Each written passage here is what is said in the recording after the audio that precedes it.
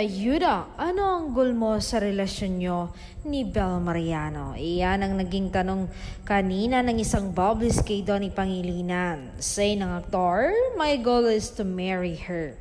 Build with her, grow with her.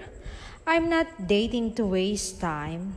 Sabi nga nila, huwag kang mag-girlfriend o boyfriend kung hindi ka handa sa commitment. At bukod doon, nakikita ko ang future na kasama ko siya.